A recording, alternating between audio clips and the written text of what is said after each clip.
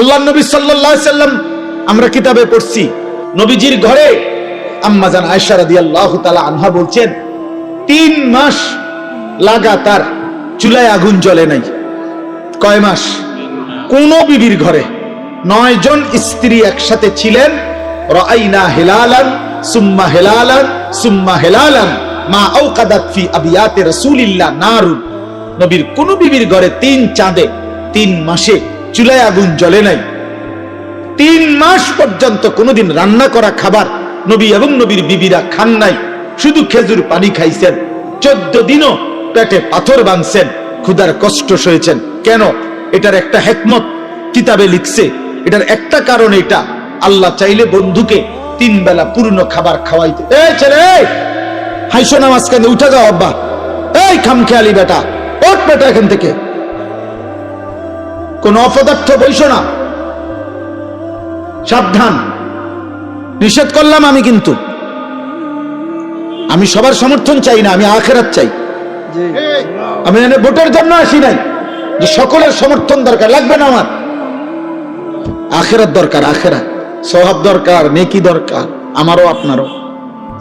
মনে রাখবো আব্বা, আমি যত কথাই আমরা বলি, হেদায়েত মূলত আল্লাহর হাতে, পরিবর্তন মূলত কার হাতে? আল্লাহ, আল্লাহর হাতে। এটা নবীজিকে আল্লাহ আগে বলে রাখছে, বন্ধু দাওয়াত দিবেন আপনি, লোক নিমু আমি। দাওয়াত দিবেন আপনি, লোক নেব কি আমি। আপনি দাওয়াত দেন সবাইরে, যে দুর্লোক লাগে, যে কয়জন সাহাবী লাগবে ইসলামের জন্য, ইমানের জন্য, কালেমার বিজয়ের জন্য, এটি আমি নেব।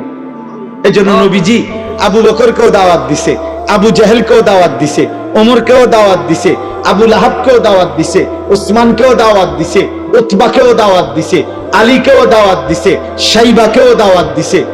আপনি যে কোনো হুজুরের জিগায়েন, 8 জন মানুষের নাম বলছি আমি এখন। এই 8 জনই একই বংশের, কুরাইশ বংশের, এক এলাকার, এক মহল্লার। আল্লাহ বলছে, বন্ধু আবু বকরকে আমি নিলাম, আবু জাহেলকে নিলাম না, ওমরকে নিলাম, আবু লাহাবকে নিলাম না, ওসমানকে নিলাম, উতবাকে নিলাম না, আলীকে নিলাম, শাইবাকে নিলাম না। এদেরকে কেন নিলেন? আমার ইচ্ছা। এদেরকে কেন নিলেন না? আমার ইচ্ছা। কার ফয়সালা? তবে দাওয়াত দেন সবাই, আমগো জিম্মাদারি। এটা বলতে থাকি আমরা, কবি ইধার কবি উধার, কবি আরশ पर कभी जमी पर, कभी उनके दर कभी दर बदर, गमे आशिकी तेरा शुक्रिया मैं कहां कहां से गुजर गया, कभी हो रास्तू में तन्हा कभी हो गुरूदे सहरा, मैं जुनू का हम सफर हो मेरा कोई घर नहीं। আল্লাহর দিকে যে ডাকে তার কোনো ঘর হয় না, উম্মতের দুয়ারই তার ঘর, তার কোনো হিসাব কিতাব নাই। হ্যাঁ, এই জন্য ভাইয়া পরিবর্তন তো আল্লাহ করবে, হেদায়েত তো আল্লাহ দিবে, আল্লাহ দিবে। ফাইন্নাল্লাহা ইউদিল্লু মান ইয়াশা ওয়া ইয়াহদি মান ইয়াশা ওয়া লা তাযহাব নাফসাকা আলাইহিম হাসারাত। নবীজিকে আল্লাহ বলছে, বন্ধু শুনেন, সাফ সাফ কথা, পথভ্রষ্ট যারা হবে আমার ইচ্ছায়, হেদায়েত যারা পাবে আমার ইচ্ছায়। আপনি নির্দিষ্ট একজন কারো জন্য আফসোস করতে করতে জীবন শেষ করে দিবেন না, আপনি মেহনত করতে থাকবেন। আপনি কি করতে থাকবেন? এই জন্য আবু তালিবকে নবী এত চেষ্টা করছেন, ফালাম ইয়াজাল রাসূলুল্লাহ ইয়ারিজুহা আলাইহি ওয়া ইউঈদুহু তিলকাল মাকালা। নবীজির ইন্তেকালে, বুখারীর riwayat, নবীজির ইন্তেকালের সময় নবীজি তার চাচা আবু তালিবকে বলতেছিলেন, কুল লা ইলাহা ইল্লাল্লাহ কালিমাতান আশহাদু লাকা বিহা ইনদাল্লাহ। চাচা একবার বলেন লা ইলাহা ইল্লাল্লাহ, আমি ভাতিজা মুহাম্মদ আমার আল্লাহর সামনে আখিরাতে আপনার জন্য সাক্ষী দেব। নবীর এই পাশে, আরে আবু তালেবের এই পাশে তখন উমাইয়া ইবনে খালফ আর আবু জাহেল, এই 2 বেঈমান বসা ছিল। এরা সমবয়সী। এই আবু তালেবের উমাইয়া বলতেছিল, আতারগাবু আম মিল্লাতে আব্দুল মুত্তালিব। এই আবু তালেব দোস্ত, তুই বুঝি তোর বাবা আব্দুল মুত্তালিবের ধর্ম ছেড়ে দিবি? তুই বুঝি মূর্তি পূজা ছেড়ে দিবি এই মৃত্যুর মুহূর্তে? তো হাদিসে লিখছে, আল্লাহর নবী বলেন লা ইলাহা ইল্লাল্লাহ বলেন না চাচা, উমাইয়া বলতেছে আব্দুল মুত্তালিবের দিন কেমনে ছেড়ে দিবি, এই ঠেলাঠেলির মধ্যে হাত্তা মাতা ওয়ালাম ইয়াকুল লা ইলাহা ইল্লাল্লাহ। আবু তালেবের মৃত্যু হয়ে গেল, কিন্তু সে লা ইলাহা ইল্লাল্লাহ বলে না।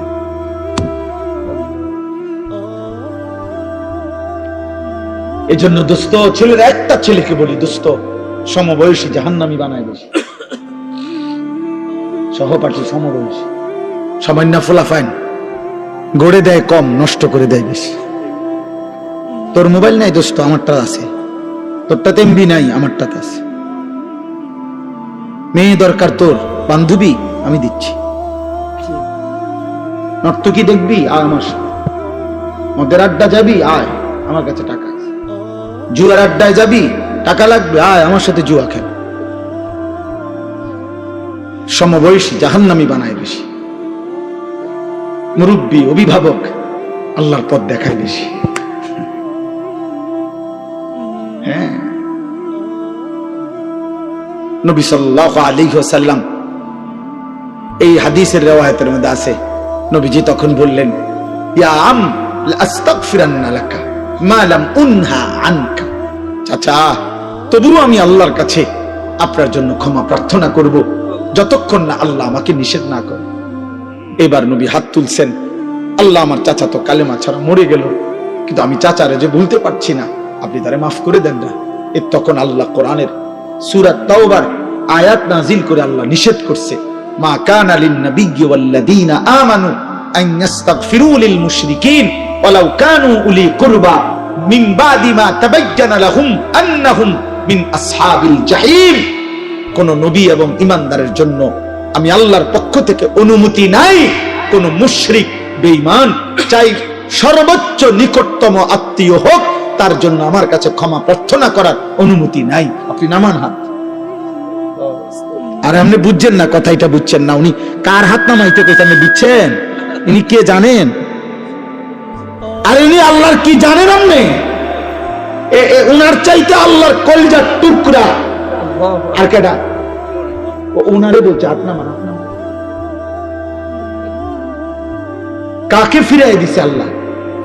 বন্ধুকে, মাহবুবকে, হাবিব। নামান হাত। এরপরে আর কে? এরপরে কি হইতে পারে? খামখেয়ালি ভাবছেন বিষয়টা? খুদ রাসূলের হাত নামাই দিছে আল্লাহ। আরে নামান বন্ধু, হাত নামান। এমন বেঈমানের জন্য হোক চাচা হোক বাবা, হাত নামান।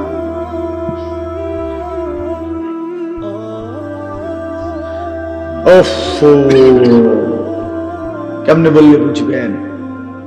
এজন্য এক বাবার জীবনের শেষ তামান্না স্ত্রী সন্তানকে জাহান্নাম থেকে বাঁচানোর চেষ্টা। এক সন্তানের শেষ তামান্না, শেষ আকাঙ্ক্ষা, বাবা মা তাদেরকে জাহান্নাম থেকে বাঁচানোর চেষ্টা। আমরা দোনো দিকেই আমরা চরম ভাবে অবহেলা। আমাদের বাবা মার ফিকির আমার জীবনের শেষ তামান্না। সন্তান, বিবি, বাচ্চার ছেলে মেয়েগুলোর বিয়ে শাদী, বিল্ডিং এর কাম শেষ করে দাও। সন্তানের শেষ তামান্না আব্বা মারে কুগা যাক তো কইতে পারবো, আমি খাওয়াইয়া দিছি আব্বারে, আমার নিজ হাতে শেষবারের মতো খাওয়াইয়া আব্বারে কবর দিছি।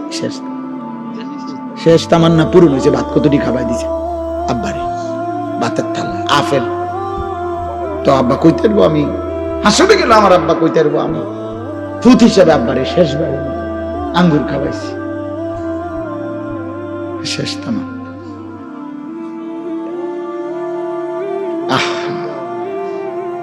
এই খাওয়াই নাও নাই। আচ্ছা ধরে নিলাম একজন ইমানদার বাবার বুঝি শেষ তামান্না ছেলে মেয়ের বাড়ি ঘর, একজন ছেলের বুঝি শেষ তামান্না বাবা মায়ের আফেল মালটা বুঝি আখিরাত, জাহান্নাম থেকে বাঁচানোর চেষ্টা। কোরআনুল কারীমে আছে ইব্রাহিম আলাইহিস সালাম ওনার আব্বা আজরকে বলছে জাহান্নাম থেকে বাঁচানোর জন্য। যখন ওনার আব্বাকে উনি ডাক দিছে তখন চারটা বাক্য বলছে, চার বাক্যে চারবার বলছে ইয়া আবাতি, ইয়া আবাতি, হে আমার প্রিয় আব্বা, হে আমার প্রিয় আব্বা। হে আমার প্রিয় আব্বা, হে আমার প্রিয় আব্বা, ইয়া আবাতি লিমা তা'বুদু মা লা ইয়াসমাউ ওয়া লা ইউবসিরু ওয়া লা ইউগনি আনকা শাইআ, ইয়া আবাতি ইন্নী ক্বাদ জাআনি মিনাল ইলমি মা লাম ইয়াতিকা আহদিকা সিরাতান সাবিয়্যা, ইয়া আবাতি লা তা'বুদিশ শাইতান ইন্নাশ শাইতানা কানা লির-রাহমানি আসিয়্যা, ইয়া আবাতি ইন্নী আখাফু আন ইয়ামাসসাকা আযাবুম মিনার রাহমান ফাতাকুনা লিশ-শাইতানি ওয়ালিয়্যা।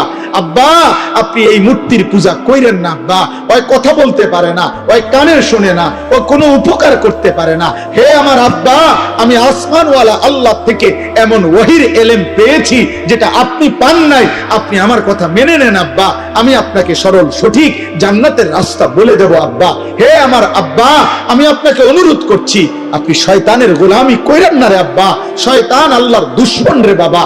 হে আমার আব্বা, আমি ভয় করছি ঈমান ছাড়া যদি কবরে যান আল্লাহর আযাব আপনাকে খুব বেশি পাকড়াও করবে, আপনি তখন জাহান্নামে শয়তানের সঙ্গী হয়ে থাকবেন। সব কোরআন আয়াত কি না? ইয়া আবাতি লা তা'বুদিশ শাইতান। বলেন,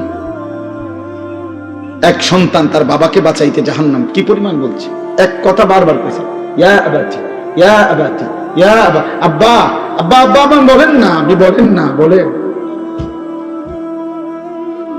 950 বছর পরে আল্লাহ বলে দিছে, ওয়া উহিয়া ইলা নূহিন আন্নাহু লান ইউমিনা ইল্লা মান ক্বাদ আমানা ফালা তাবতাইস। 950 বছর পরে আল্লাহ নূহ নবীকে বলছে যে হে নবী নূহ, আর কেউ ঈমান আনবে না, অতএব তুমি আর হতাশ নিরাশ হইও না, আর আহাজারি করো না, তুমি এবার তোমার অনুসারীদেরকে নিয়ে তুমি বাহনে উঠো, আমি বাকিদেরকে তুফান দিয়ে শেষ করে দেব। কথাটা বুঝছেননি? কে ফয়সালা ঘুমাইছে? কে? আর কি হবে না? আর কেউ ওয়াউহিয়া ইলা নূহিন আন্নাহু লান ইউমিনা ইল্লা মান ক্বাদ আমানা, আর হবে না। তবুও যেদিন নৌকা ছেড়ে দেয়, তুফানের পানি উঠছে, তো উনি তো জানে আর কেউ ঈমান আনবে না। খোদার কসম, কোরআনে লিখছে, কোরআনে আল্লাহ বলছে, তবুও তিনি উনার সন্তান, এক বাবা তার সন্তান কেনানকে ওই সময়ও আবার বলছে, ইয়া বুনাইয়ারকাম মা'না ওয়ালা তাকুম মা'আল কাফিরিন। বাপ, আমি জানি রে বাপ, আল্লাহর আযাব তুফান শুরু হয়ে গেছে, আমার আল্লাহ তো ওহী নাজিল করে ফেলেছে বাপ, আর কাউকে ঈমান দিবে না, মালিক তো শুনায় দিছে রে বাপ। কিন্তু হে আমার ছেলে, আমি বাপ হয়ে আমি তো এখনো মানতে পারছি না, আমার সন্তান কেমনে জাহান্নামের আগুনে জ্বলবি। এজন্য আয় না বাপ, শেষবারের মতো বলছি, ইয়া বুনাইয়ারকাম মা'না, হে আমার প্রিয় সন্তান, আমাদের সাথে উঠে পড়ো, ওয়ালা তাকুম মা'আল কাফিরিন, আর এক সেকেন্ডের জন্য কাফের বেঈমান নাফরমানদের সঙ্গে থেকো না। কোরআনুল কারীমের মধ্যে আছে, ওয়াহালা বাইনাহুমাল মাউজু ফাকানা মিনাল মুগরাকিন, কিছুক্ষণ পরে ঢেউ এসে নূহ আলাইহিস সালামের ছেলে বেঈমানকে একটা ধাক্কা দিছে, এবার নূহ আলাইহিস সালামের ছেলে ডুবে যাচ্ছে। যখন একদম ডুবে যাচ্ছে, নূহ আলাইহিস সালামের হাত ছাড়া হয়ে গেছে, এবার আর ছেলে কোনো কথা শুনতে পাচ্ছে না। এবারে নূহ নবী তবুও হতাশ না হয়ে জাহান্নামের আগুন থেকে ছেলেকে বাঁচাবার জন্য, বাবার একটাই ফিকির, আমার ছেলেকে কেমনে বাঁচানো যায় জাহান্নাম থেকে। তো এবার আসমানের দিকে দুই হাত তুলে আল্লাহকে বলছে, রব্বি ইন্না বিনি মিন আহলি, আল্লাহ ডুবে যাচ্ছে যে এটা আমার ছেলে, আমার বংশধর, আমার রক্ত, আমি বাপ হয়ে চোখের সামনে, ইন্নী আইযুকা আন তাকুনা মিনাল জাহিলিন। আল্লাহ বললেন, নূহ, যেই বিষয়ে তোমার পূর্ণ জ্ঞান নাই, তোমাকে না আমি বলেছি আমি ঈমান দেব না, তবুও তুমি চাইলা কেন? হাত উঠাইলা কেন? হাত নামাও। বড় শক্ত কথা বলে ফেলছে আল্লাহ নূহ নবীকে। আল্লাহ বললেন, নূহ নবী, তুমি তো আমার নবী, নবী হয়ে এত বড় ভুল করছো কেন? বেঈমানের জন্য হাত উঠাচ্ছ কেন? আমার ওয়াহির পরে আবার চাচ্ছ কেন? জাহান্নামের আগুন থেকে ছেলেকে বাঁচাইতে চাচ্ছ কেন? আমি তোমাদের ইন্নী আইজুকা আন তাকুনা মিনাল জাহিলিন, আমি তোমাকে ভুল করা থেকে সতর্ক করছি, এমন ভুল নবী হয়ে তুমি করতে পারো না। এরপরে নূহ নবী হাত ফেলে দিছে। হাত ফেলে দিয়ে এবার বলছে, আমার এটা ঠিক হয় নাই, আল্লাহ না আমারে ওহী জানাইলো, আর ঈমান দিবে না। আমি কেন চাইলাম সন্তানের ভালোবাসায়, এক বাবার ফিকির এটা, খোদার কসম আব্বা, বিল্ডিং এর ছাদ ঢালাই না, জাহান্নামের আগুন থেকে বাঁচানোর চেষ্টা। আপনারা ওই বাপ আলাদা ঘুমান, ছেলেদেরকে আলাদা ঘুমান, আপনারা আলাদা হন।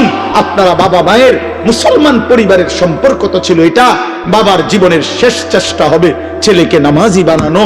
আপনারা কেন ছেড়ে দিলেন এটা? কেন ছেড়ে দিলেন? কোরআনুল কারীমে আছে নূহ নবী তখন হাত ফেলে দিয়ে এবার আল্লাহর কাছে মাফ চাইছে, আল্লাহ আমি খেয়াল করতে পারি নাই, আমি সন্তানের ভালোবাসায় বাপ হিসাবে জাহান্নামের আগুন থেকে সন্তানকে বাঁচাবার জন্য অস্থির হয়ে গেছিলাম, আপনি আমারে মাফ করে দেন। ওয়া ইল্লা তাগফিরলি ওয়া তারহামনি আকুম মিনাল খাসিরিন, আপনি যদি আমারে মাফ না করে দেন, দয়া না করেন, আমি নবী হয়েও ক্ষতিগ্রস্তদের অন্তর্ভুক্ত হব। শেষ কথা আমার, এবার শুধু তর্জমা শুনে যে কি বাকি। জি জি, হযরত আয়েশা রাদিয়াল্লাহু তাআলা আনহাকে জিজ্ঞেস করছে, আমার ভাই ডাক্তার শওকত জিজ্ঞেস করতে চাচ্ছে, আমার সাথে আসছে শওকত ভাই, তো জিজ্ঞেস করছে 3 মাস আপনাদের চুলায় যে আগুন জ্বলে নাই, আপনারা কেমনে ছিলেন? ফামা আইশুকুমা, আপনাদের সংসার চলছে কেমনে? আইশুকুম, তখন তিনি বলছে খেজুর আর পানি, পানি আর খেজুর, পানি আর খেজুর। 3 মাস, 3 মাস। তো আল্লাহর নবী সাল্লাল্লাহু আলাইহি সাল্লামের এই কথাটা আমি গুরুত্বপূর্ণ যে ওলামায়ে কেরাম এটার একটা হিকমত বলছে যে নবীর ঘরে 3 মাস আগুন জ্বলে নাই, রান্না করা কোনো খাবার পান নাই, ক্ষুধার কষ্টে তিনি পেটে পাথর বাঁধছেন 14 দিন। কেন এমন করলেন আল্লাহ? আল্লাহ চাইলে উনাকে তো নিয়মিত খানা খাওয়াইতে পারতেন, কথা বলে না? আরে বলেন না, পারতেন? কেন এমন অভুক্ত রাখলেন? কিয়ামতের ইসরাফিলের ফু পর্যন্ত পৃথিবীর সবচেয়ে বেশি দুঃখী, গরিব, ফকির, অভুক্ত, অভাবী ব্যক্তিটাও যেন কোনোদিন বলতে না পারে, হে নবী মুহাম্মদ, আপনি তো আরামে খাইছেন, আপনি তো কোনোদিন কষ্ট পান নাই, আপনি যদি আমার মতো একবেলা উপাস থাকতেন তাইলে না বুঝতেন ক্ষুধার কষ্ট বেশি নাকি আল্লাহর ইবাদত করা উচিত। আপনি তো সুখে তাইকে সুন্দর সুন্দর কথা বলে গেছেন। আল্লাহ বলছি, উম্মাহ বান্দা, আমি আমার বন্ধুরে এত বেশি পরিমাণ অভুক্ত রাখছি, এর চাইতে বেশি অভুক্ত তোমাদেরকে রাখবো না, যেন তোমরা আমার নবীর উপরে এই কথাটাও কোনোদিন বলতে না পারো। আজ পৃথিবীর কেউ বলুক, বলেন না আজ পৃথিবীর কেউ বলুক যে আমার ঘরে আজকে 3 মাস চুলায় আগুন জ্বলে নাই দেখা আমি নামাজ পড়তে পারি নাই। হ্যাঁ, আজ পৃথিবীতে কেউ বলুক আমি সেই মুসলমান 14 দিন ধরে পেটে পাথর বাঁধার কারণে আমি 1 ওয়াক্ত নামাজের সেজদা দিতে পারি নাই, এমন এমন কথা তো গাজার মুসলমানও বলতে পারবে না, এমন কথা তো গাজার মুসলমানও বলতে পারবে।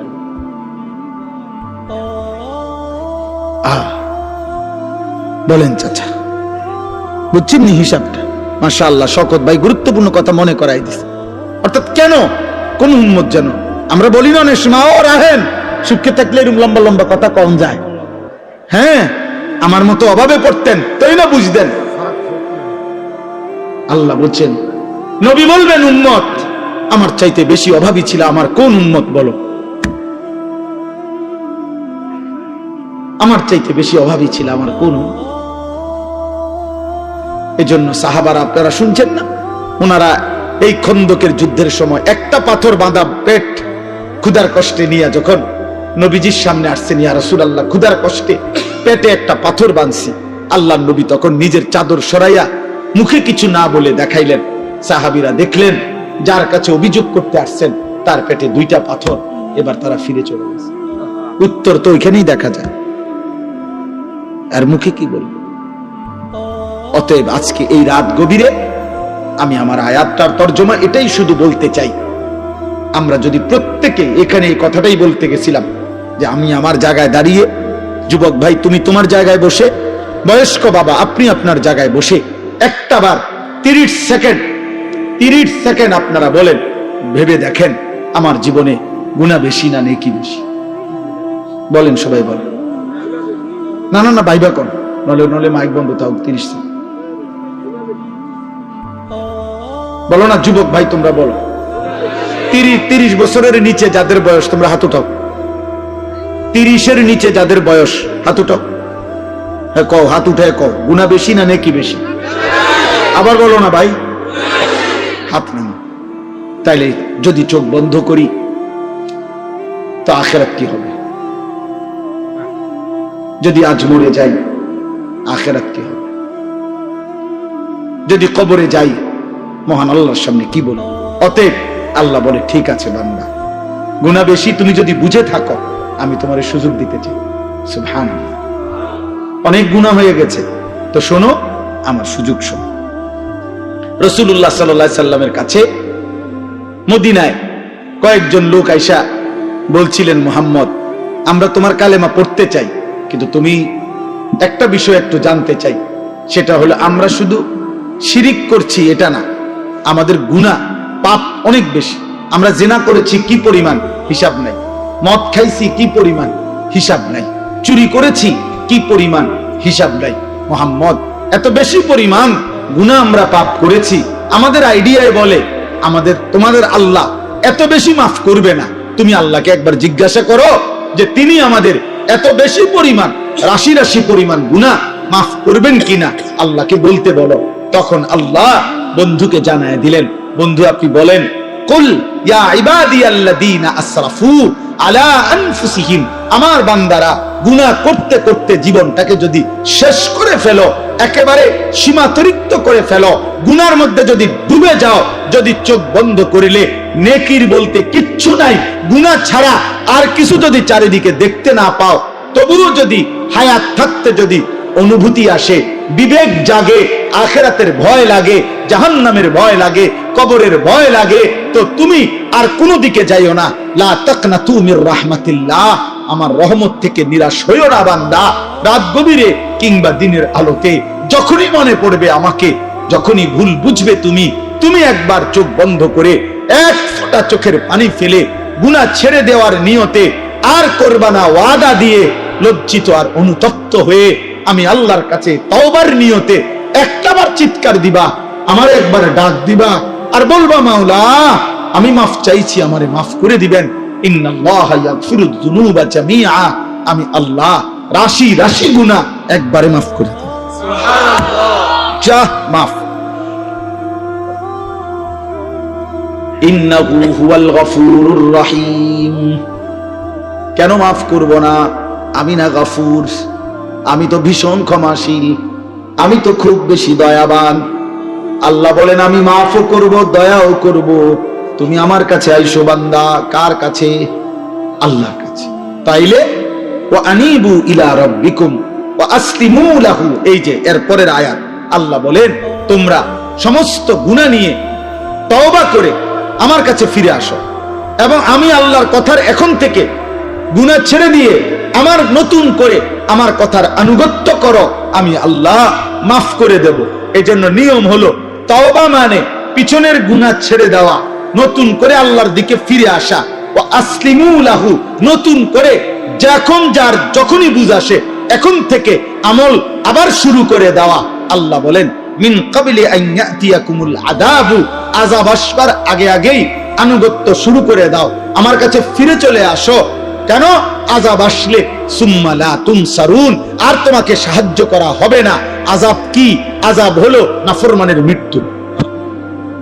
তাফসীর মধ্যে আছে নাফরমান তোমার মৃত্যু আসার আগে আগেই তুমি তওবা করে ফেলো, আমার কাছে ফিরে আসো, নতুন করে আবার আনুগত্য শুরু করে দাও। ওয়াত্তাবিউ আহসানা মা উনজিলা ইলাইকুম মির রাব্বিকুম, তোমার নিকট আমি আল্লাহর পক্ষ থেকে এই যে কোরআন শ্রেষ্ঠতম কিতাব নাজিল করা হয়েছে, এটাকে এখন থেকেই অনুসরণ শুরু করো। মিন ক্বাবলি আন ইয়াতিয়াকুমুল আযাবু বাগতাতান ওয়া আনতুম লা তাশউরুন। আল্লাহ তাআলা বলেন, আবারও বলছি, মৃত্যু আসবে হঠাৎ করে, তুমি টেরও পাবে না তার আগে আগে। মৃত্যু আসবে কখন? হঠাৎ করে। কখন? হঠাৎ করে, তুমি টেরও পাবে তার আগে আগেই তওবা করো। অতএব আজকে এই রাত গভীরে আমি আমার সবটুকু দিয়ে আপনাদের কাছে অনুরোধ করলাম, জীবন চলার পথে একজন মুসলমান হিসাবে যখনই যেখানেই আল্লাহর কথা শুনবার কোনো সুযোগ হয়, এটা মনে রাখবেন আল্লাহর দেওয়া তৌফিক। আল্লাহ যেন চায়, বান্দা ঠিক আছে দেখো না আমার কিছু কথা শুনে জীবনটা ভালো করতে পারো কি, এটা যেন আল্লাহ সুযোগ দেয়। আল্লাহ যেন বারবার বান্দাকে আল্লাহর দিকে ফেরাবার জন্য সুযোগ দেয়। যদি দেখে আল্লাহ বান্দা একটু আল্লাহর দিকে ঝুঁকছে, তো আল্লাহ বলে, বান্দা তার চাইতে বেশি এগিয়ে আমি তোমাকে হেদায়েত দিয়ে দেব। আল্লাহু ইয়াজতাবি ইলাইহি মান ইয়াশা ওয়া ইয়াহদি ইলাইহি মান ইউনিব। আল্লাহ বলেন, আমি যাকে চাই তাকে আমি টেনে আমার দিকে নিয়ে আসি। আবার আমি আল্লাহ যাকে চাই আমার দিকে একটু ঝুঁকলেই আমি হেদায়েত দিয়ে এই জন্য আসলে জীবনে পরিবর্তন এটা বড় মাকসাদ। একটি মাহফিল, একটা ওয়াজ, দুইজন বক্তা, চারজন বক্তা আমরা দেখলাম, কারো চিৎকার শুনলাম, কারো হুঙ্কার শুনলাম, কারো সুর, কারো টান, কারো আওয়াজ। আমার বাপ, আসলে এটা মাকসাদ না, এটা কোনো মূল উদ্দেশ্য না। মূল উদ্দেশ্য হলো আমার জিন্দেগির পরিবর্তন, আমি উপদেশ গ্রহণ, আমি কিছু নিলাম কিনা, আমার হৃদয় নড়লো কিনা, আমার বিবেকের মধ্যে কোনো অনুভূতি আসলো কিনা। এইটা যদি না হয় তাইলে শুনেও লাভ নাই, বলেও লাভ নাই, আয়োজন করেও লাভ। লোক হইছে বা লোক হয় নাই, এর কোনোটার মধ্যে সফলতা বা ব্যর্থতার কিছু নেই। লোক হইছে তো এখন তো লোক হইছে, হ্যাঁ তো এখন সফল নাকি? সবার কবর রাজা মাফ তো এটা দিয়ে কিনবেন, বোঝেন নাই কথাটা? এখন মনে করেন আমাকে 1 কোটি মানুষ চিনে, আমার কবর রাজা মাফ তো আমি এটা দিয়ে কি করবো? আমি এটা দিয়ে কি করবো? আমি তো ভোটে দাঁড়াইছি না, আমি তো কোনো নির্বাচনে প্রার্থী না, আমার কোনো মার্কা নাই। তাইলে এই জন্য দোস্ত, আমার বাপ, আমার ভাই, আমার নওজোয়ান ছেলেরা, প্রিয় সন্তান, বুঝতে শেখো এটা। এখানে মূল বিষয় যেন হয় আখিরাত। মসজিদে জুমার বয়ান আখিরাতের জন্য শোনা দরকার, কোন আলেমে দ্বীনের ওয়াজ আখিরাতের জন্য শোনা উচিত।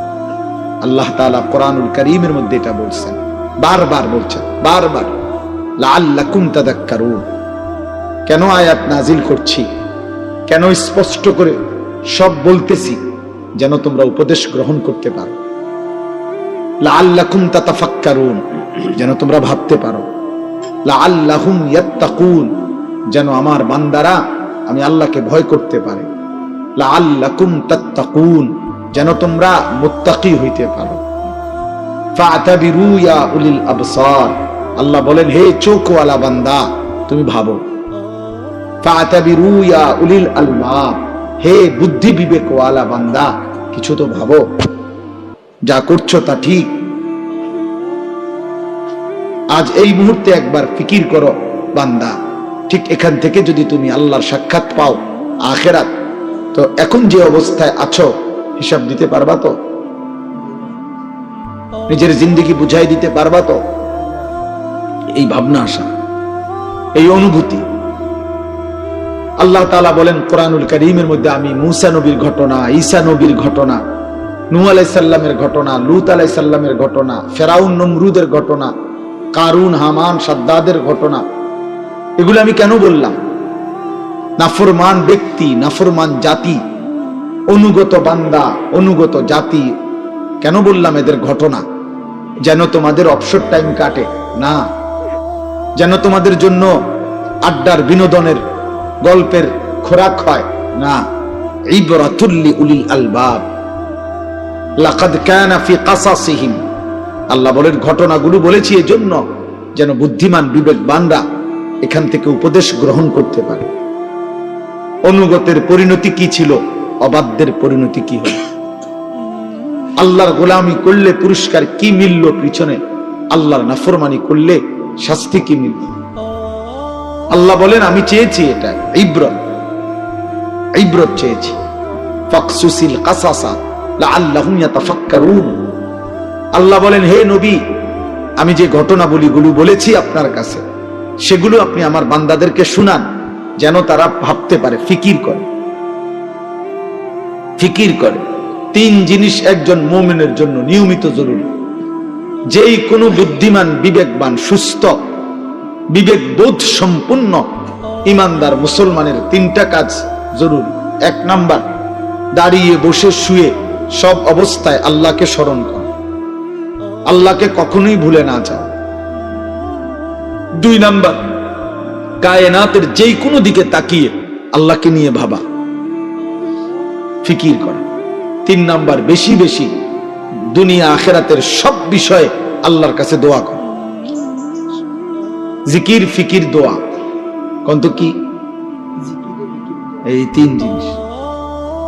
আল্লাহর স্মরণ, আল্লাহর সৃষ্টি দেখে আল্লাহর ব্যাপারে ভাবনা এবং দোয়া, দোয়া করতে থাকা। এই জন্য ছেলেরা, বাবা তোমরা এতটুকু কমপক্ষে নিজের সাথে বোঝাপড়া করো যে তুমি সুস্থ কিনা, তুমি স্বাভাবিক কিনা, তুমি কোনো মানসিক প্রতিবন্ধী কিনা। যার কাছে পেশাব পানি বরাবর সে প্রতিবন্ধী। যার কাছে মা বোন আর নারী ভিন নারী বরাবর, মাকেও দেখে ভিন নারীকেও দেখে, আপন বোনকেও দেখে, মোবাইলের নর্তকীকেও দেখে, হারাম নারীও দেখে, তো তোমার কাছে তো হালাল হারাম বরাবর। যে গালিও দেয় সালামও দেয় আপনার কাছে তো হালাল হারাম বরাবর। যে মেহনত করে টাকাও কামায় আবার সুদেও টাকা নেয় আপনার কাছে তো হালাল হারাম বরাবর। আপনি তো প্রতিবন্ধী, আপনার তো ব্রেনের সমস্যা, আপনি তো মানুষ না। আপনার কাছে তো জীবনের অর্থ হলো চাহিদা পূরণ, এবারে বৈধ হোক অবৈধ, আমার যা চাহিদা তা পূরণ হলেই হলো, হালাল হারাম বুঝি না। নিশ্চিত এটা মনে রাখতে হবে, জওয়ান বুড়ো, আমি আপনি, নারী পুরুষ, জীবনের অর্থ যাদের কাছে একটাই যে চাহিদা পূরণ, আমার নারী দেখতে হবে। এবার নাটকে পারি, সিনেমায় পারি, রাস্তায় হাঁটতে পারি, বাজারে গিয়া পারি, মার্কেটে, রেস্তোরাঁ, মোবাইলে উলঙ্গ ছবিতে, জেনাতে, ব্যভিচারের দৃশ্যে আমার মনের চাহিদা, আমি হালাল হারাম বুঝি না, আমি দেখবই। আমার টাকা দরকার, আমি বেচেও নিমু, সুদেও নিমু, কিস্তিতেও নিমু, আমার টাকা দরকার, আমার টাকা লাগবে 12 লাখ, আমি হালাল ভাবে বেচে কয়দিন এটা পেলাম, সুদে নাও, কিস্তিতেও নিলাম, জমি বেচেও নিলাম, জমি বেচে 12 লাখ, 6 লাখ, সুদে কিস্তিতে নিলাম 6 লাখ, 12 লাখ। কেন? চাহিদা পুরো, আমার দরকার, আমি হালাল হারাম বুঝি না। খোদার কসম, তাকে মানুষ বলে না, জানোয়ার বলে, তাকে বলে জানোয়ার, জানোয়ার বলে তাকে, জানোয়ার। জীবনের অর্থ যার কাছে এটা, জীবনের অর্থ যে এটা মনে করে যে জীবন মানে চাহিদা পূরণ, হালাল হারাম, পাক না পাক, জায়েজ না জায়েজ আমি কিছু বুঝি না, আমি বুঝি আমার যা লাগবে তা আমার হইতে হবে। ওই মানুষ না, ওই জানোয়ার। যদি বলেন আরো জঘন্য বলা, সে হলো এই স্বভাব। আল্লাহ কোরআনে বলছে এই স্বভাব কুত্তার স্বভাব, কোরআন শরীফের আয়াত।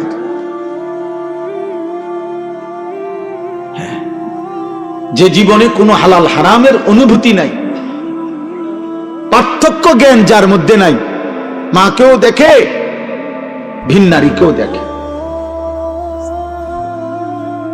পানিও খায়, মদও খায়, লেনদেনও করে, জুয়াও খেলে, আরে হারাম খোর, তোর কাছে তো কোনো পাক না ফাক নাই, হালাল হারাম নাই, যখন যা মন চায় তাই পূরণ করা, এই জীবন কুকুরের জীবন। কোরআন কারীমের সূরা আরাফের মধ্যে আছে ওয়াত্তাবা হাওয়াহু ফামাসালুহু কামাসালিল কালব। আল্লাহ তাআলা বলেন যে তার মনের চাহিদার অনুসরণ করে, আল্লাহ তাআলা বলছেন ফামাসালুহু কামাসালিল কালব, তার উদাহরণ কুকুরের মতো। কালবুন অর্থ কুত্তা, কুকুর। আপনি যেই কোনো মাদ্রাসার বাচ্চারে জিজ্ঞাসা করে দেখেন যে কালবুন অর্থ কি, সে বলবে কুত্তা, কুকুর। তাহলে ওই জীবন কুকুরের জীবন। তাহলে বলেন, এই যে দেখেন আল্লাহ তাআলা বলেন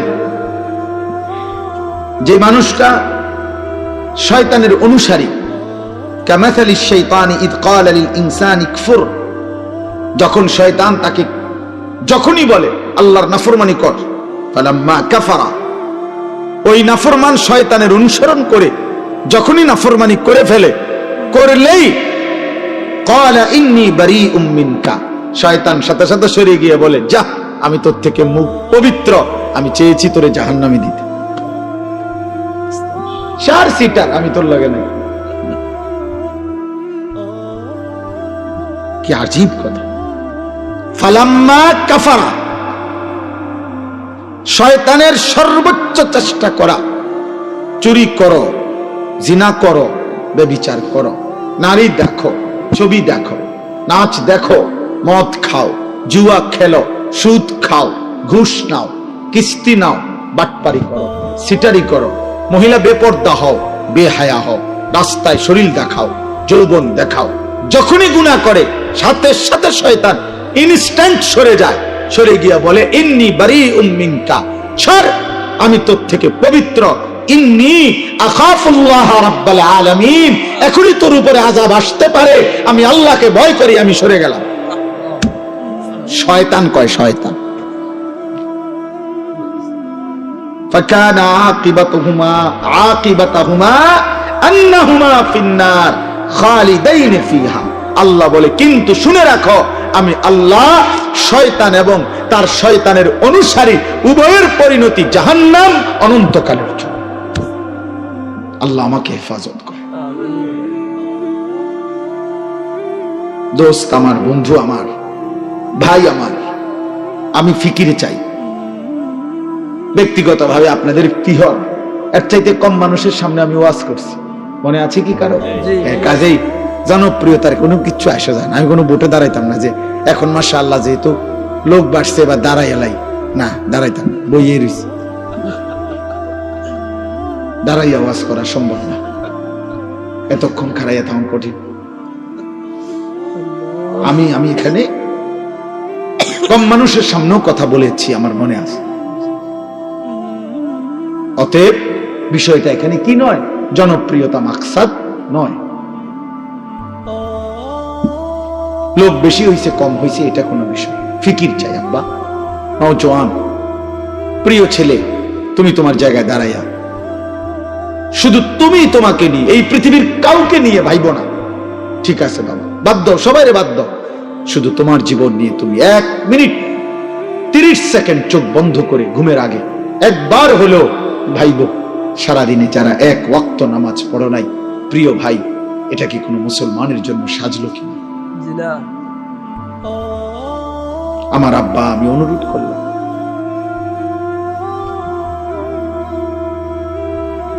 আমি শুনাই, হ্যাঁ, কোরআনুল কারীম আল্লাহ বলছে, এই যে এই সূরাটা আছে এর আগে দিয়া, আল্লাহু ইয়াতাওয়াফাল আনফুসা হিনা মাউতিহা ওয়াল্লাতী লাম তামুত ফি মানামিহা। ভাইয়া শুনতেছেন আপনারা? প্রত্যেক মানুষের রূহ আল্লাহ বলেন আমি আল্লাহ শরীর থেকে আলাদা করি 2 বারে, একবার মৃত্যুর সময়, আরেকবার ঘুমের সময়। খোদার কসম, এটা কোরআন শরীফের আয়াত। আল্লাহ তাআলা বলেন প্রত্যেকবার আমি আল্লাহ, বান্দা যখন ঘুমায়, আমি তো চোখে ঘুম দেই, তো আমি ঘুম দেই মানে রুহুটা আলাদা করে তাকে ঘুম পাড়াইয়া দেই। আল্লাহ বলেন আমি আল্লাহ তার শরীর থেকে তার রুহুকে আলাদা করে দেই। এরপর আল্লাহ বলেন ফায়ুমসিকুল্লাতি কাদা আলাইহাল মাউতু, এই ঘুমের মধ্যে যদি কারো ব্যাপারে মৃত্যুর সিদ্ধান্ত নিয়ে দেই তো রুহুটা রেখে দেই। ওয়ায়ুরসিলুল উখরা ইলা আজালিম মুসাম্মা, যদি আমি আরো কয়দিন পরে মৃত্যু দেব এই ফয়সালা নিয়ে রাখি তো বারবার রুহুটা ফেরত দেই। এটা আমি আল্লাহর ফয়সালা।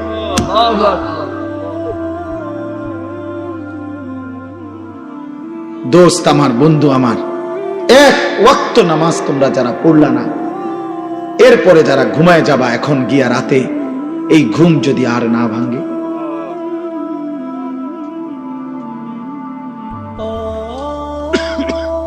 এই রুহু যদি আর না ফিরে দেয় মাওলা, তাহলে সারা দিনে নারী, ছবি, গান, বাদ্য, মোবাইলের অস্থির দৃশ্য, জিনা ব্যভিচারের ছবি, হারাম রোজগারের ধান্দা, কতজনরে কত গালি দিলেন, মন্দ বললেন, বিড়ি খাইলেন, সিগারেট খাইলেন, কত মিথ্যা বললেন, নাটক দেখলেন, সিনেমা দেখলেন, নারীর অশ্লীল ছবি দেখলেন, আবার একটা ওয়াক্ত নামাজের সেজদাও দিলেন না।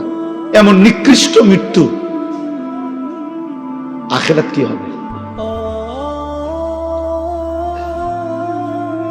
ওয়ালাউ তারা ইদিল মুজরিমুনা নাকিসু রুউসিহিম ইনদা রাব্বিহিম, আল্লাহ বলেন বন্ধু আপনি দেখবেন হাসরের ময়দানে কোটি কোটি নাফরমান বান্দা আমি আল্লাহর সামনে মাথাটা নিচের দিকে নুয়ে লজ্জায়, অপমানে, বেইজ্জতিতে আমি আল্লাহর সামনে মাথা নুয়ে দাঁড়িয়ে আছে। রব্বানা আবসারনা ওয়া সামি'না ফারজি'না না'মাল সালিহান ইন্না মুকিনুন। নাফরমান বান্দা মাথা নুয়ে চোখের পানি ফেলে বলবে আল্লাহ আজ হাসরের ময়দানে দাঁড়িয়ে আমি সব কিছু নিজ চোখে দেখলাম, জান্নাত, জাহান্নাম, আখিরাত, মিজান, ফুলসিরাত সব আমি দেখলাম, জাহান্নামও দেখলাম। আল্লাহ আমি সব কিছু কানে শুনলাম, আমি বিশ্বাস করলাম, এবার আমারে একটা বারের জন্য দুনিয়ায় ফেরত যেতে দেন। এবার যদি আপনি আমাকে এই আখিরাত থেকে ফেরত দেন আমি আল্লাহ নেক আমল করব। আল্লাহ বলবেন না বান্দা, বিষয়টা তো এটা না, আখিরাত তো আমি এই জন্য ঘটাবো না যে দুনিয়ায় আবার আসতে দেব। ওয়ালাউ শি'না লাআতাইনা কুল্লা নাফসিন হুদাহা, আল্লাহ বলে বান্দা তুমি কি জানো আমি তো চাইলে দুনিয়াতেই বাধ্য করে সকলকে আমার আনুগত্য করাইতে পারতাম। পারতেন কিনা বলো না ভাইয়া? এই বাপ বলো, আল্লাহ এখানে আমরা সকলকে আল্লাহ তাআলা সেজদা দেওয়াইতে বাধ্য কইরা আল্লাহর পক্ষে সম্ভব? সম্ভব? আল্লাহ চাইলে পারতেন। এই কথা কোরআনে আল্লাহ বারবার বলছে, ওয়ালাউ শাআ রাব্বুকা লাআমানা মান ফিল আরদি কুল্লুহুম জামিআ। আল্লাহ বলে তোমার রব চাইলে জমিনের সব আল্লাহর প্রতি ঈমান আনতে পারত। আল্লাহ বলেন ফালাউ শাআ লাহাদাকুম আজমাইন, আল্লাহ চাইলে সকলকেই হেদায়েত দিতে পারতেন। ওয়ালাকিন হাক্কাল কাউলু মিন্নী, কিন্তু আল্লাহ বলেন আজ হাসরের ময়দানে আমার চূড়ান্ত ফয়সালা, আজকে আমি বান্দা মাফ করব না, আজ আমি বিচার করব। লাআমলা আন্না জাহান্নামা মিনাল জিন্নাতি ওয়ান নাসি আজমাইন, আজ আমি আল্লাহ আখিরাতে কোটি কোটি নাফরমান মানুষ এবং জিন দিয়ে আমার জাহান্নাম পূর্ণ করব।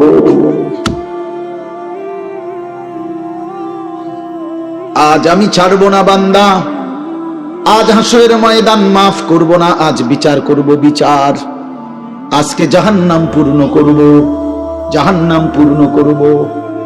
কোরআনুল কারীমের মধ্যে আছে আল্লাহ বলবেন ফেরেশতাদেরকে জাহান্নামীদেরকে জাহান্নামে ফেলো, ছুঁড়ে মারো, মারতে থাকো।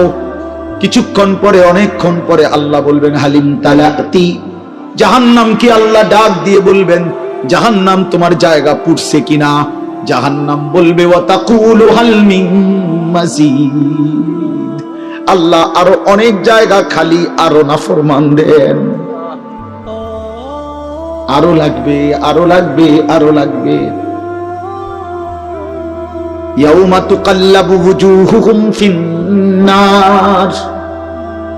কোরআনুল কারীমের মধ্যে আল্লাহ তাআলা বন্ধু বারবার জাহান্নামের কথা তুলে ধরছেন। বন্ধু, এমন মালিক একবার না, দুইবার না, এমন মালিক একবার বললেই তো ছাড়তো, কিন্তু সেই মালিক শত শতবার, হাজার হাজার বার বলছেন। বিষয়টা আপনি এত মস্কারি ভাবলেন কেন? আল্লাহর কথারে এত তামসা মনে করলেন কেন? টেলিভিশনের নর্তকীর কথা এত মাইনে নিলেন কেন? সমবয়সী বন্ধুর কথা এমন বুঝে ধরলো, সৃষ্টিকর্তা মালিকের কথা কেন তোমার বুঝে ধরলো না? ফুটবল ক্রিকেটের খেলোয়াড়ের কথা তোমার মাথায় ঢুকলো, সংবাদ পাঠক পাঠিকার কথা তোমার খবরে মনে ধরলো, মালিকের কথা বুঝে ধরলো না কেন? বলে কি বলবেন? জাহান্নামের কথা আল্লাহ বেশি মারাত্মক বলছে কোরআনে। ইয়াউমা তুকাল্লাবু ওয়ুজুহুহুম ফিন্নার। এই বান্দা, আল্লাহ বলে দুনিয়ায় তেলাপিয়া মাছ, কই মাছ তোমার ঘরে মহিলা উত্তপ্ত তেলের মধ্যে, কড়াইয়ার গরম তেলে যেমন এক পিঠ একবার চাপ দেয়, আবার উল্টাইয়া আরেক পিঠ চাপ দেয়। খোদার কসম আল্লাহ বলছে, বান্দা তোর একটা একটা গাল, তোর একটা একটা চেহারার এক অংশ ফেরেশতা জাহান্নামের আগুনে এভাবে চাপ দিয়া দিয়া তোরে পোড়াইতে থাকবে, আর তুই শুধু চিৎকার করে বলবি, ইয়া লাইতানা আতানাল্লাহ ওয়া আতানার রাসূলা। আয় মাওলা, আমার কপাল মন্দ, আমি যদি আল্লাহ রাসূলের আনুগত্য করতাম। আমি তো 7:30 বাজে এশার আজান হয়ে গেছে, আমি ঘুমাইছি সেই রাত 12টায়। আমি তো চাইলে এর মধ্যে অল্প কয়টা রাকাত নামাজ পড়ে ফেলতে পারতাম।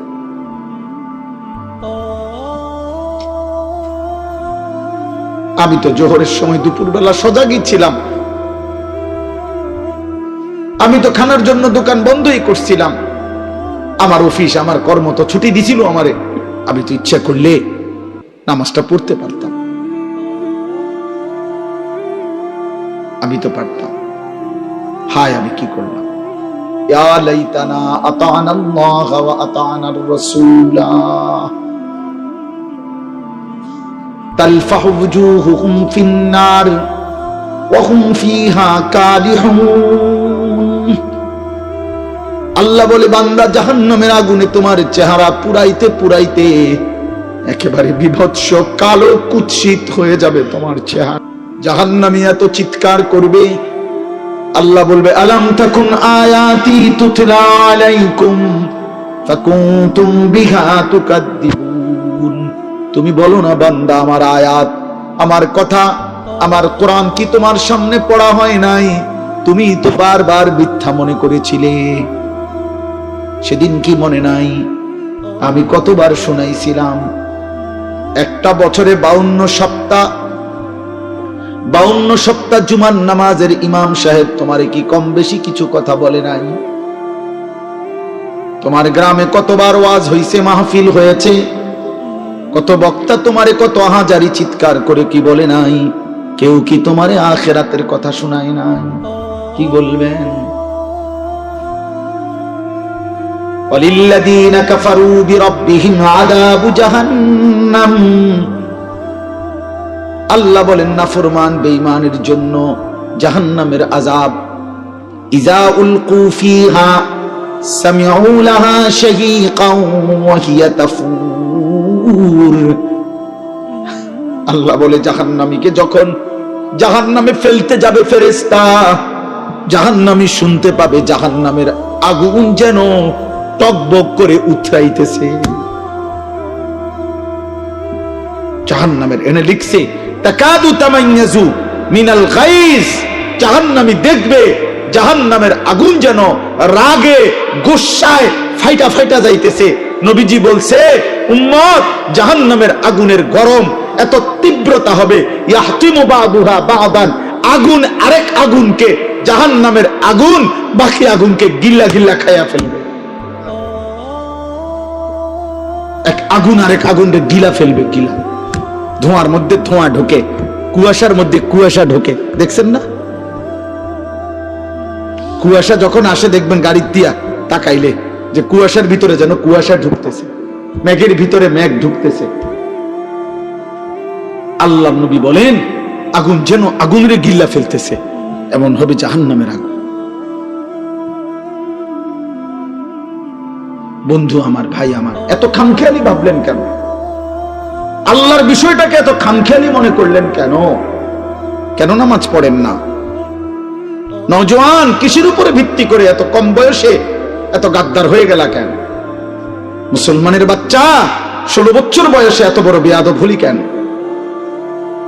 যাদের কপালে নামাজের সেজদা নাই, তোর চাইতে নিকৃষ্ট বেয়াদব, তোর চাইতে অসভ্য এই নওজোয়ান, আসমানের নিচে জমিনের উপরে সেজদাবিহীন যুবক মুসলমানের বাচ্চা, তোর চাইতে বড় বেয়াদব আল্লাহর জমিন আর কেউ নাই বেটা।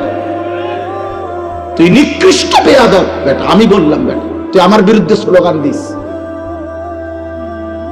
আমার বিরুদ্ধে প্রতিবাদ করিস বেটা, বলিস আমি তোকে বেয়াদব বলছি, তোকে অসভ্য বললাম, তোকে গাদ্দার বললাম, তুই মায়ের কলঙ্ক, তুই বাবার কলঙ্ক, তুই ধর্মের অপমান, কোরআনের অপমান, তুই আমার নবীর 23 বছরকে অপমান করলি। আমার নবী যেন বলতেছে উম্মত, আমি আর কত কাঁদলে সেজদা দিতি।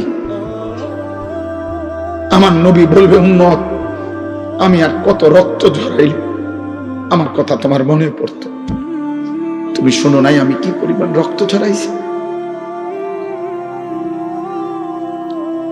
আম্মা জান আয়েশা রাদিয়াল্লাহু তাআলা আনহাকে নবীজি বলছে, আয়েশা তুমি জানো না 1.25 লক্ষ নবী রাসূলকে নবুয়তের কাজে যত জুলুম অত্যাচার করা হয়েছে, আমি মুহাম্মদকে তার চাইতে বেশি কষ্ট দেওয়া হয়েছে।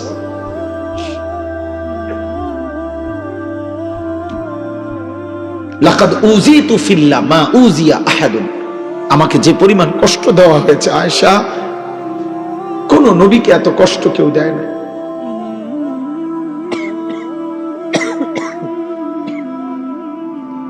তায়েফের ময়দান থেকে যেদিন নবীজি রক্তাক্ত দেহ নিয়ে ফিরে আসছিলেন, আব্বা সারা শরীর থেকে যখন রক্ত ঝরছে, পায়ের তালু জুতা মোবারক যখন জমাট বাইধা গেছে, জুতা খুলতে পারছিলেন না রক্তের কারণে, হযরত যায়েদ ইবনে হারেসা নবীর পালক পুত্র বলছেন, আমি পারতেছিলাম না জুতা খুলতে, রক্ত এভাবে জমাট বাঁধা। এই রক্ত মাখা দেহ নিয়ে আমরা কিতাবে পড়ছি। রাত্রি গভীর বেলা ওই দিন ফিরে আসার পর মাঝখানে প্রতিমধ্যে একটা আঙ্গুর খেজুরের বাগানে নবীজি রাত্রে ছিলেন একাকী, একজন লোক নিয়ে যায়েদ তাকে সাথে নিয়ে। সেই রাত্রে নবীজি এমন কান্দা কাঁদছিলেন আল্লাহর কাছে, রক্ত মাখা দেহ নিয়ে। আর এই একটা কথা বলছিলেন যে মাওলা ইলা মান তাকিলনি, আল্লাহ আপনি আমারে কার কাছে পাঠাইলেন? আমি এভাবে আপনার কথা বললাম, আমি চাইলাম তাদের হেদায়েত, আমি চাইলাম তাদের জাহান্নাম থেকে মুক্তি, ওরা আমাকে কি পরিমাণ পাথর মারলো।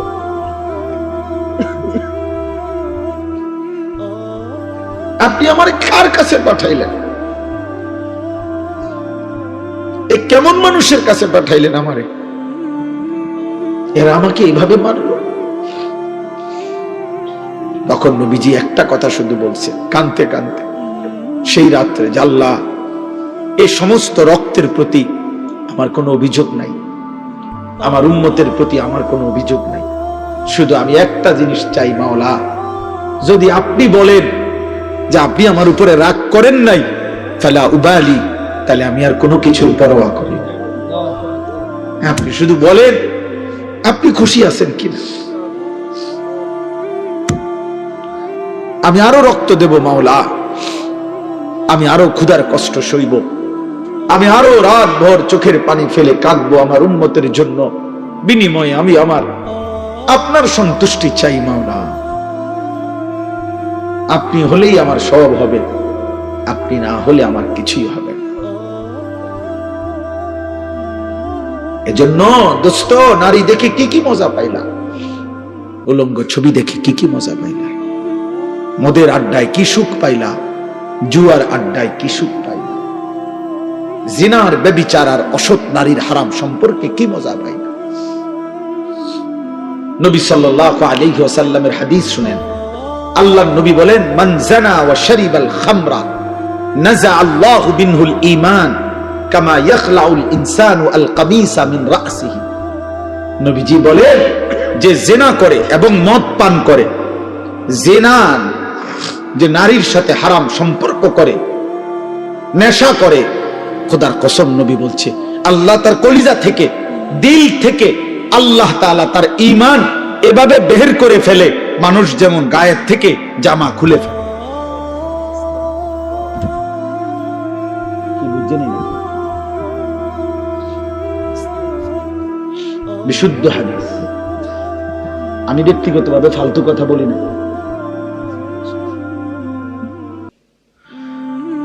আল্লাহর নবী বলছেন আল্লাহ তার ঈমান এভাবে খুলে ফেলে। এই নেশা করে, মদের আড্ডা, জুয়ার আড্ডা, নেশার আড্ডা, জেনার আড্ডা, এই তিন জিনিস এক ক্ষতি আনে, তিন দাগ। নারী, মদ, গান বাদ্য। যেখানে গানের আসর সেখানে নারীর আসর, সেখানে মদের আসর।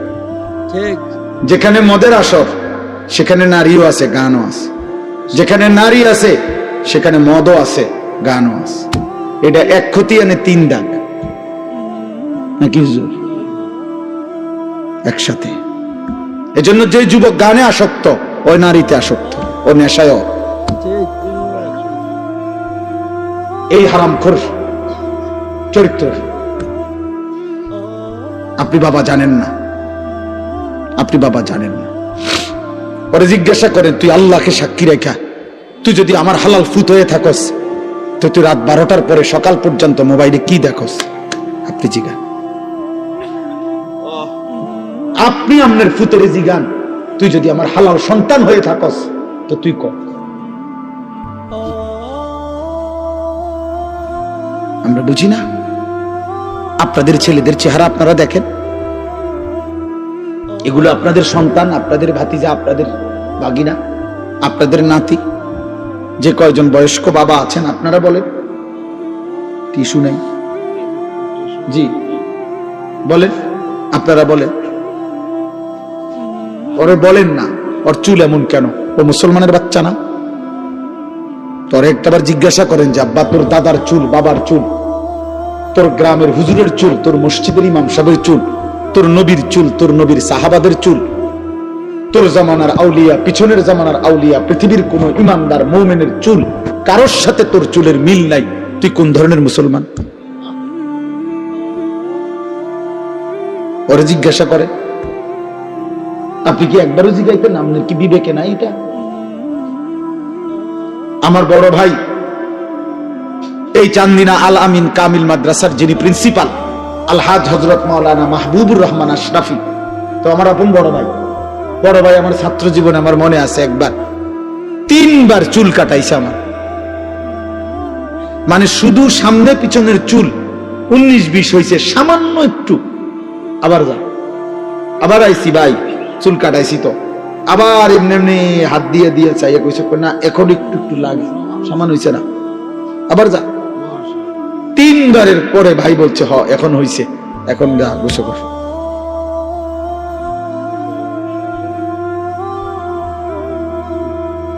আমার জীবনে একবার শুধু আমি যখন আলেমে পড়ি, খুব সম্ভব 2001 সালে হবে, এই আমি এরকম পাঞ্জাবির এই সাইডে এমব্রয়ডারি করা একটা পাঞ্জাবি কিন্না ফিনছিলাম। এই প্রথম যেদিন পড়ছি বড় ভাই, সেটা ধইরা দেখেই টান দিয়া সিরা টুকরা টুকরা করে ফেলছি। দোস্ত আমার, প্রিয় সন্তান, তোমাদেরকে বলি এবার, বাবা, তোমাদের বাবারা তোমাদেরকে এভাবে ছেড়ে দিল কেন? 365 দিনে কোনোদিন একদিনও ফজরের নামাজ পড়লা না, তোমার কি কোনোদিন ভোর হবে না? ফজরের মুয়াজ্জিন কি কোনোদিন তোমারে দেখবে না? ভোরের যেই পাখি জেগে ওঠে সে কি তোমাকে কোনোদিন দেখবে না? সুবহে সাদিকের যে আলো ফুটে, সে আলো কি বলে না আমি কার জন্য ফুটলাম? আমরা মুসলমান না? তা আমাদের আল্লাহ যদি আমাদের পছন্দ না হয়, তা আল্লাহকে ভালোবাসবে কে? কাফেররা। আমাদের নবী সাল্লাল্লাহু আলাইহি সাল্লামকে যদি আমাদেরই পছন্দ না হয়, তো নবীকে ভালোবাসবে কে? বেঈমানরা। আমার নবীর সাহাবাদেরকে যদি আমাদের ভালোবাসা না হয়, তো ওনাদেরকে ভালোবাসবে কে? বেঈমানরা। আমাদের কোরআনকে যদি আমরা ভালো না বাসি, তো এটা ভালোবাসবে কে? বেঈমানরা। আমাদের ইসলামকে যদি আমাদের পছন্দ না হয় বাবা, তো এটা পছন্দ করবে কে? বেঈমানরা। বলেন বলেন, কেন নামাজ পড়বেন না? যারা ব্যবসা করেন, দোকানদারি করেন, কি বেশি দোকানদারি কি করছেন? সামান্য একটা দোকান চালাইতে গিয়ে এক ওয়াক্ত নামাজ পড়েন না, একটা অটো চালাইতে গিয়ে এক ওয়াক্ত নামাজ পড়েন না। আরে গাদ্দার, মাত্র একটা অটো চালাই আল্লাহর সাথে এত বড় গাদ্দারি, তুমি বিমান চালাইলে কি করতা? তো সত্য গাদ্দার, বুঝেন না এমনি কথা? সামান্য একটা অটো চালায় এই গাদ্দারে এক ওয়াক্ত নামাজ পড়ে না, এই গাদ্দার বিমান চালাইলে কি করত? একটা সিএনজি চালায় সামান্য, দিন শেষে টাকা 500, মাত্র 500 টাকা নাহলে 1000 টাকা, মাস শেষে নাহলে 25,000 টাকা কামাই করছে, মাত্র 25,000 টাকার নাফরমান এত অহংকারী, এত বড় আসমানওয়ালাকে বৃদ্ধাঙ্গুলি দেখায়।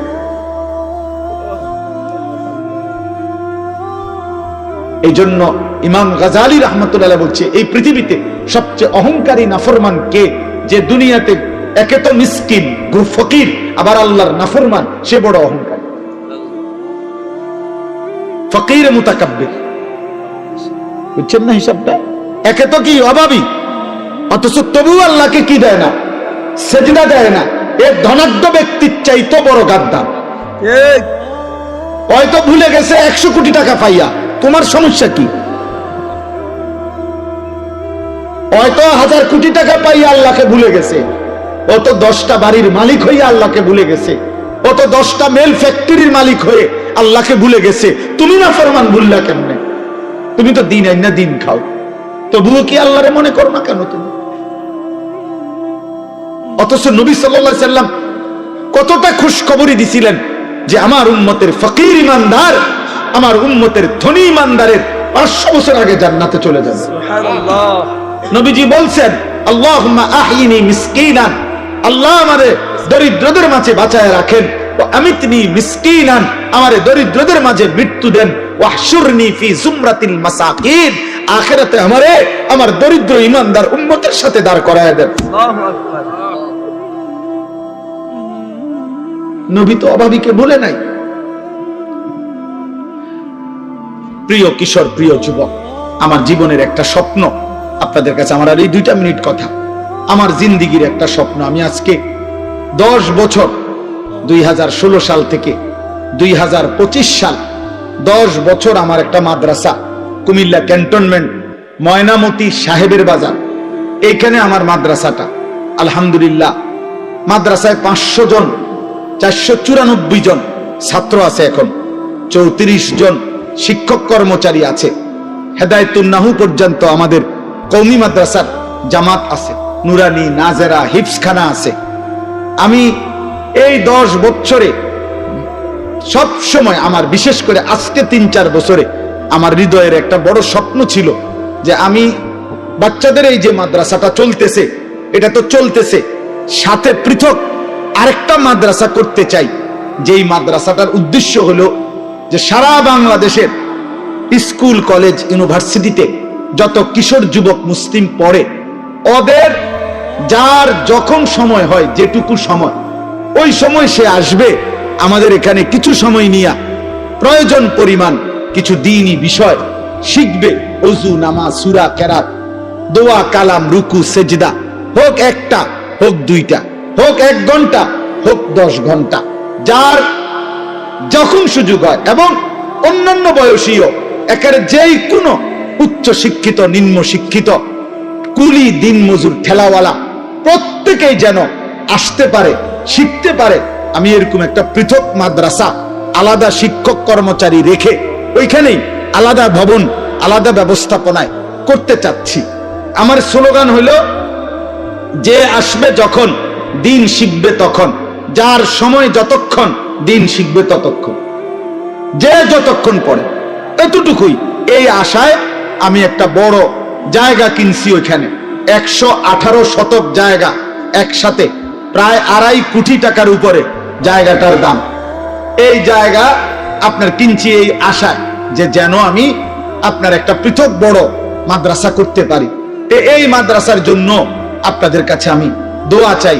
নওজওয়ানদের জন্য আলহামদুলিল্লাহ এই বছর 2025 সাল রানিং বছরে আমরা এই পর্যন্ত 2 বারে আমাদের মাদ্রাসার প্রথম সাময়িক পরীক্ষার বন্ধে, দ্বিতীয় সাময়িক পরীক্ষার বন্ধে, 2 বারের বন্ধে 3 দিন করে 6 দিনে আমরা মোট বরাবর 500 জন স্কুল কলেজের ছেলেকে 3 দিন রাইখা প্রতিদিন 11 ঘন্টা করে 3 দিনে 33 ঘন্টা মোট 2 বারে আপনার ওযু, নামাজ, সূরা, কেরাত, দোয়া, কালাম, রুকু, সেজদা এগুলো শিখাইছি। আলহামদুলিল্লাহ প্রায় 32 জন শিক্ষক তারা থেকে দিবানিশি বাচ্চাদেরকে শিখাইছে। এটা আমরা সারা বছরের জন্য করতে চাচ্ছি। এখনই একটা রুমের ব্যবস্থা করছি, আর ভবিষ্যতে এই জায়গাটা যদি পুরা টাকা পরিশোধ করতে পারি, ছোটখাটো ঘর দুয়ার করতে পারি, মসজিদ, বাচ্চাদের মাদ্রাসা, বালিকা আলাদা মাদ্রাসা এবং মসজিদ কমপ্লেক্স, এই সব কিছু করার আশায় আরো জায়গা কিনতে চাই। তো আপনাদের কাছে আমার অনুরোধ, আপনাদের কাছে আমি একটু সহযোগিতা চাই।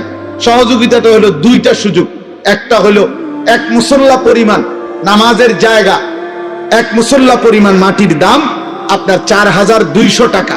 যদি কেউ ইচ্ছা করলে অংশগ্রহণ করেন, এখন না, অংশগ্রহণ করলে আপনারা আমাদের মাদ্রাসার আজীবন উন্নয়ন সদস্য হবেন। আর 30 বছরের নিচে কোন ছেলে, কেউ যদি ছেলে মেয়ে 1000 টাকা দেয়, তাহলে 1000 টাকা দিলে কিশোর যুব এই তালিকার উন্নয়ন সদস্য হিসাবে তাকেও আমরা অন্তর্ভুক্ত করব। আমাদের একটা কাগজ আছে, কাগজটা আপনারা নিবেন, ওইখানে বিকাশ নাম্বার আছে। কারো ভাল লাগলে মন চাইলে দিয়েন, না মন চাইলে দোয়া করে দিয়েন। কিন্তু আলহামদুলিল্লাহ অনেক ছেলে, অনেক বাবা, অনেক মা বোন দিছে। আমার একটা আশা, আমার ইচ্ছা, এটা সর্বাধিক মানুষের সহযোগিতায় মাদ্রাসা হোক, প্রতিষ্ঠান হোক, মসজিদ হোক, যেন সকলে 1000 টাকাওয়ালা 100 টাকাওয়ালাও সদকায়ে জারিয়ার যেন সওয়াব পায়। এই জন্য ইচ্ছা করলে আপনারা যাওয়ার সময় আমগো কাছেও দিতে পারবেন, অথবা এখানে বিকাশ নাম্বার আছে সেখানেও দিতে পারবেন। আমি আপনাদের সবার কাছে শেষ অনুরোধ করছি, আপনারা যাওয়ার পথে আমাদের সাদা গাড়িতে একটা কিতাব আছে, রাসূলুল্লাহ সাল্লাল্লাহু আলাইহি সাল্লামের জীবনের সমস্ত সুন্নাত, ছোট বড়, নবীর জীবনের একেবারে বিন্দু বিন্দু যত সুন্নত নবীর জীবন থেকে, প্রায় 600 পৃষ্ঠা ব্যাপী এই সুন্নাতের এই বইটা ঢাকা গাজীপুরের আমাদের বাংলাদেশের একজন শীর্ষ বুজুর্গ অধ্যক্ষ মিজানুর রহমান চৌধুরী, কাপাসিয়ার হযরত, বাংলাদেশের বড় বড় ওলামাদের শায়েখ, তিনি এই কিতাব অনেক আলেমদের সমন্বয়ে লিখাইছেন। অনেক সুন্দর, আমি নিজেও পড়ি। আমরা এটা হযরতের কাছ থেকে এনে নবীজির সুন্নতের একটা বই উম্মতের ঘরে ঘরে পৌঁছুক, এই আশায় 400 টাকা মূল্যে এটা বিক্রি করি। যদি কারো সুযোগ হয়, এটাও যাওয়ার সময় আমাদের সাদা গাড়ি থেকে কিনবেন। আজকে এই বাইতুল, কি নাম মসজিদের, বাইতুল আমান জামে মসজিদে আপনারা যারা দান করছেন, আল্লাহ আপনাদের একটা একটা দানে বরকত দান করেন। আল্লাহ আপনাদের সবাইকে কবুল করেন। আমার কিশোর যুবক ভাই, 30 বছরের নিচে যাদের বয়স, তোমাদের কাছে আমার শেষ একটা দায়িত্ব আছে। সারা বাংলাদেশে আমি একটা ছোট্ট কাজ করি। আমার শায়েখ আল্লামা মুফতি মুশতাকুন নবী সাহেব, আমার হযরত আমার এই দায়িত্বটা দিয়েছেন। সেটা হলো আমরা একটা মেহনত করি কিশোর যুবক ছেলেদের জন্য, সেটার নাম হলো ফজর ক্যাম্পেইন, মানে ফজরের নামাজের মুসল্লি বৃদ্ধির চেষ্টা। ক্যাম্পেইন মানে প্রচারণা, ইংরেজি শব্দ। অর্থ হলো এই 30-এর নিচে কোন কিশোর যুবক সে সিদ্ধান্ত নিবে কোন মহল্লার যে আমি ফজরের নামাজ নিজে পড়ব, আমার একজন বন্ধুকে ফজরের নামাজের জন্য জাগাবো। তাইলে তোমরা 2 জন হইবা, তোমরা যদি 2 জন আবার 2 জনকে জাগাও, তাইলে 4 জন হবে, 4 জন ডাকলে 8 জন হবে, 8 জন ডাকলে 16 জন হবে। এইভাবে ধীরে ধীরে ফজরের নামাজের মুসল্লি বাড়েন। ফজরের নামাজের মুসল্লি বৃদ্ধি কেন দরকার? এজন্য দরকার, হাদিসের ভাষ্য মতে নবীজির বর্ণনায় ফজরের মুসল্লি যারা মাহাদির সৈনিক তারা, কসম খোদা, ফজরের মুসল্লি হবে যারা দাজ্জালের বিরুদ্ধে লড়বে তারা, ফজরের মুসল্লি যারা পৃথিবীময় মাহাদির নেতৃত্বে ইমানের পতাকা উড়াবে তারা। এজন্য আগামীর পৃথিবীর জন্য ইমানদার যুবক প্রস্তুতির উদ্দেশ্যে আমরা চাই যে কিশোর যুবক ছেলেরা ফজরের নামাজের মাধ্যমে এই ফজর ক্যাম্পেইনের কাজ করুক। কোন দলও না, সংগঠনও না, সামনে নির্বাচনের কোনো প্রার্থীও না, শুধুমাত্র আখিরাতের আশায় আমরা অনুরোধ করলাম, তোমরা ছেলেরা পারলে এই মেহনত কইরো, যার ভালো লাগে তুমি তোমার জায়গা থেকে নিজে চেষ্টা করো। আল্লাহ আমাদেরকে তৌফিক দেন, কবুল করেন, আমিন। আলহামদুলিল্লাহি রাব্বিল আলামিন। আল্লাহুম্মা আনতাস সালাম ওয়া মিনকাস সালাম, তাবারাকতা ইয়া যাল জালালি ওয়াল ইকরাম। মাওলায়ে কারীম আপনি মাফ করে দেন, রব্বে কারীম আপনি মাফ করে দেন। একটা একটা গুনাহ থেকে বাঁচবার তৌফিক দান করেন, হারাম থেকে বাঁচান, কবিরা থেকে বাঁচান, কুফর শিরিক থেকে বাঁচান, আপনার নাফরমানি থেকে বাঁচান মাওলা। আল্লাহ জাহান্নামের আযাব থেকে বাঁচান, কবরের আযাব থেকে বাঁচান মাওলা। আখিরাত নিরাপদ করে দেন রে মাওলা। আল্লাহ এই কিশোর যুবক ছেলেগুলোকে আপনি বদলে দেন, আপনি বদলে দেন, আপনি বদলে দেন, আপনি বদলে দেন। আপনি চাইলে এরা বদলে যাবে, আপনি চাইলে এরা মাহাদির সৈনিক হবে, আপনি চাইলে এরা ফজরের মুসল্লি হবে, আপনি চাইলে এরা ইমানের আমলের আখিরাতের ফিকিরওয়ালা হবে। আল্লাহ আমি ভিক্ষা চাই, আমি ভিক্ষা চাই, আমি ভিক্ষা চাই না। আল্লাহ আপনি দয়া করেন, আপনি দয়া করেন। একটা ছেলেকেও বঞ্চিত করেন না রে মাওলা। এরা মুসলমানের ছেলে রে মাওলা, এদের মা বাপ মুসলমান, বেইজ্জতি করেন না মা আল্লাহ, অপমান করেন না মাওলা। মা বাবাকেও বেইজ্জতি করেন না আল্লাহ। সমস্ত কবরবাসীদেরকে মাফ করে দেন, কিয়ামত পর্যন্ত কবরের আযাব মাফ করে দেন, কবরগুলোকে জান্নাতের টুকরা বানিয়ে দেন। অসুস্থ বিমারি যারা শিফা করে দেন। আমার বাবা, চাচা, বয়স্ক, মুরব্বী প্রত্যেককে বাকি হায়াত ঈমান আমল দান করেন। মা বোনদেরকে পর্দা পুশিদা দান করেন। আবেদা সালেহা মা ফাতেমা, রাবেয়া, বসরিয়ার মতো নেককার নারী হিসাবে কবুল করে নেন। ছোট্ট মাসুম বাচ্চাদেরকে কবুল করে নেন। অনেক শ্রদ্ধেয় আমার আপনজন মহব্বতের ওলামায়ে কেরাম এখানে এসেছে, বসেছে। আল্লাহ সবাইকে কবুল আর মনসুর করেন, কবুল আর মনসুর করেন, রহম আর করম করেন। আল্লাহ আল্লাহ আমাদের সবাইকে ঈমান আমল দান করেন। আল্লাহ আখিরাতের ফিকির দান করেন। প্রত্যেকটা দান সাদাকা আপনি কবুল করে নেন। এই মসজিদের প্রথম দিন থেকে এই পর্যন্ত জায়গা দিয়ে, জমি দিয়ে, টাকা দিয়ে, পয়সা দিয়ে, বুদ্ধি দিয়ে, পরামর্শ দিয়ে যখন যারা যত খেদমত করেছে, আল্লাহ সকলকে উত্তম বিনিময় দান করেন, সকলকে উত্তম বিনিময় দান করেন। যার যত নেক মাকসাদ আছে আল্লাহ আপনি পূরণ করে দেন, অভাব দূর করে দেন, ঋণ মুক্ত করে দেন, পেরেশানি আসান করে দেন। স্ত্রী সন্তান নিয়ে নিরাপদ, পবিত্র, আখিরাতমুখী জীবন দান করেন। আল্লাহ অসুস্থ বিমারি যারা শিফা করে দেন। আল্লাহ যে যত মাকসাদে দোয়া চেয়েছে সকলের নেক মাকসাদ আপনি কবুল করে নেন। আল্লাহ আপনি আমাদের সবার উপরে রহম করম করেন। আশপাশের সবগুলো মাদ্রাসা আপনি কবুল করে নেন, আমাদের মাদ্রাসাও আপনি কবুল করে নেন। আল্লাহ আমাদের ফিকির আপনি বাস্তবায়নের তৌফিক দান করেন। আল্লাহ আল্লাহ আল্লাহ আমার মাহবুব ভাই সহ আল্লাহ যত শ্রদ্ধেয় উলামায়ে কেরাম এখানে আসা বসে আছেন, আল্লাহ আমার পাশে মুরব্বী হযরত আলেম দ্বীন, আল্লাহ আল্লাহ আপনি তাকেও আপনি সুস্থতার আফিয়তের জীবন দান করেন। আল্লাহ আল্লাহ আপনি মাফ করে দেন। রাত গভীরে মাওলা আখিরি ফরিয়াদ আর কিছু দেন।